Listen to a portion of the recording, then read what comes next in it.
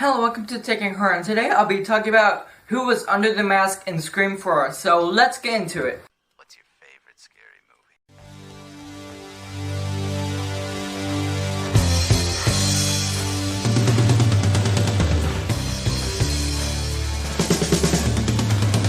I never was a guy to sleep with lights, but then I never had these kind of nights.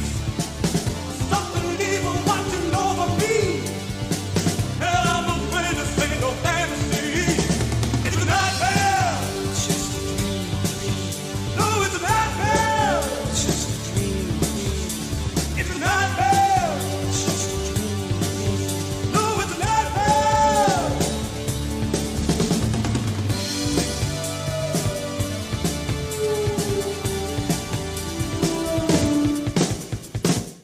Okay, the reason I'm doing Scream 4 and skipping Scream 3 is because there was only one killer in Scream 3, which was Roman, so that's why I was skipping Scream 3 and going straight to Scream 4.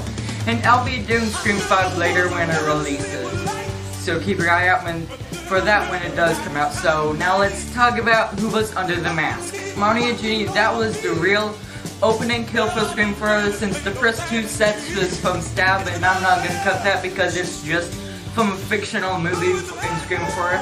So I'm just gonna go straight to Marnie and Ginny, and for them I think it was Charlie, since later there was a scene when Jill got into Kirby's car and she got a call from Ginny. Since Jill got the call, I think that Charlie stole their phones and called Olivia and Jill. For Olivia, this one should be obvious since Jill and Kirby is in Jill's room while the killer is in Olivia's closet. It's Charlie since Jill is watching Olivia getting killed. So for Sydney's first attack, this is also obvious. It's Charlie since Jill and Sydney was together in the house looking for the killer, even though Jill is the killer. For Rebecca, she was in the parking garage at the hospital, and since I think this was Jill since she was already at the hospital, and I think Charlie and Robbie was setting up the Stabberthon. Jill's attack, I think this is Charlie since Charlie was already at the Stabberthon and Gail was setting up the cameras. For the two cops that was in front of Kate's house where Jill is,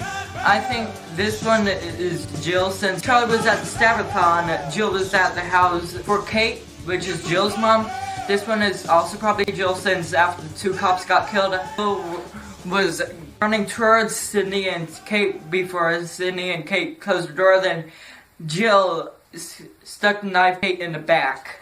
For Robbie, this one is probably Charlie while Jill is up in her room looking for her phone to see if Jill did send him the text. I think she did text Trevor to lure him in to frame him as the killer, and she killed him. For Sydney's second attack, this one is also obvious since Jill is hiding under the bed. Charlie was in the Ghostface costume trying to attack Sydney and pretending that he was gonna attack Jill before she went under the bed, trying to hide it from Ghostface without Sydney even knowing that Jill is also the second killer. She told Jill to hide in the bed while she pretends that it's yell at Jill to go far away as possible. Okay, so with the killers who was under the mask, I would make Jill being under the mask 3 times and Charlie under the mask 6 times. Thanks for watching, make sure to like and subscribe. Have a great day or night, depends on you and watch this. Bye guys! It's a nightmare.